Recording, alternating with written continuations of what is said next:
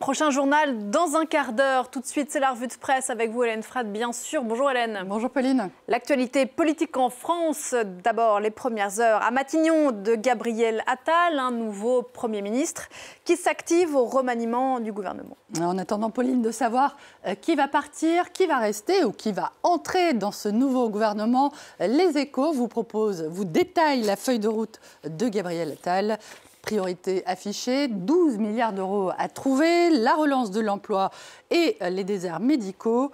Le Figaro, de son côté, se livre à des spéculations. Les poids lourds des finances et de l'intérieur, Bruno Le Maire et Gérald Darmanin, accepteront-ils de rester et de jouer franc jeu? Gabriel Attal va-t-il s'entourer d'une équipe resserrée?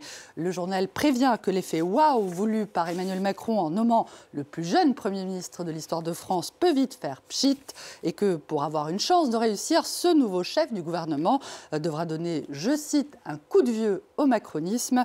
À 34 ans, Gabriel Attal va devoir à la fois s'imposer, mais aussi composer avec les tontons flingueurs de la majorité, y compris Gérald Darmanin, que vous voyez ici à la une de Libération, dont l'attitude vis-à-vis de son nouveau patron, nous dit-on, est assez ambivalente. Elle est résumée par un député Renaissance. Gérald envoie un message disant à la fois « Je ne veux pas être ton chaouche, ton larbin, et on peut bosser ensemble ».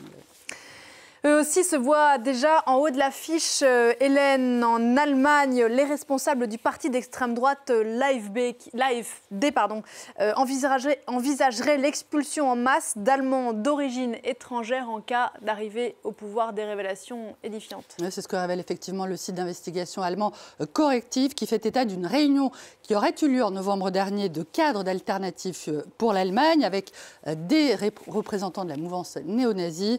But de la rencontre, discuter de lois sur mesure pour pousser les citoyens allemands non assimilés, je cite, à partir vers l'Afrique du Nord où pourraient être déplacés jusqu'à 2 millions de personnes, parmi lesquelles des individus aidant également les réfugiés en Allemagne. Officiellement, évidemment, ce projet n'est pas inscrit au programme de l'AfD, mais ces relations donnent forcément du grain à moudre à ceux qui réclament l'interdiction du parti d'extrême droite en Allemagne.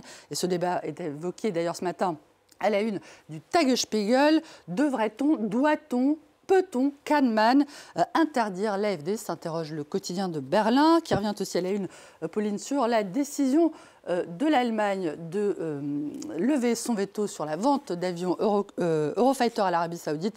On rappelle que c'est une décision qui avait été prise en réponse à l'assassinat du journaliste saoudien Jamal Khashoggi.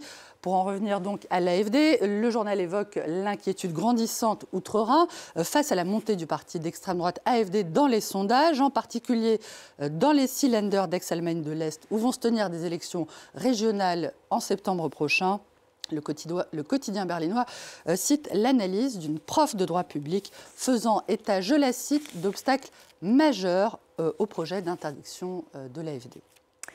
Élection également, et on en a parlé toute la semaine à venir ce samedi à Taïwan. Plus que jamais, Hélène, confrontée aux envies de réunification, je cite, de Pékin. The Economist, le magazine britannique, présente ces élections à la fois législatives et présidentielles comme un affrontement entre les deux principaux partis taïwanais. D'un côté, le Parti démocrate progressiste, indépendantiste et actuellement au pouvoir, et le Kuomintang nationaliste chinois.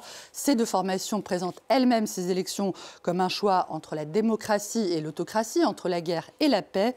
Un affrontement dont il est toutefois peu probable qu'il débouche sur une majorité absolue au Parlement taïwanais, selon le magazine britannique, qui explique, Pauline, que les Taïwanais, au-delà de la question identitaire, accordent surtout la priorité aux questions économiques, surtout chez les Taïwanais de moins de 40 ans.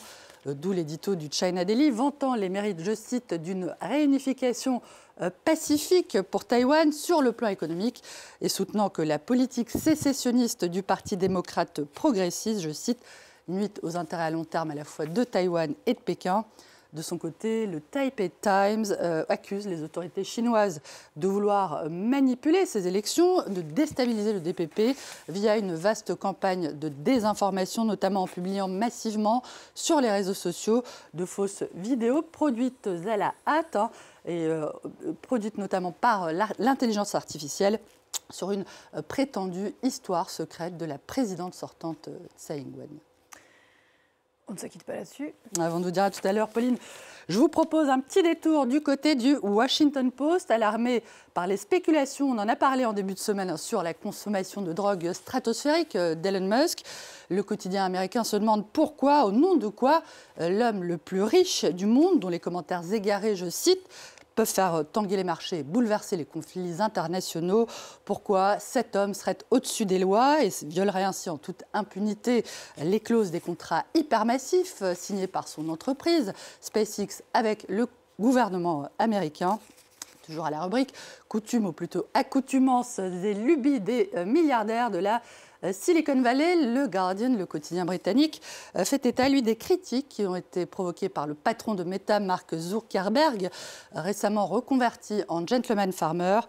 Critiques pour avoir vanté les qualités des steaks produits dans son méga ranch de Hawaï, où son bétail est élevé, paraît-il, aux noix de macadamia et à la bière. Certains internautes n'ont pas manqué de rappeler que la viande de bœuf contribue à la fois à la déforestation, à la pollution de l'eau et au réchauffement climatique, jugeant les propos, l'attitude de Mark Zuckerberg quelque peu hors sol.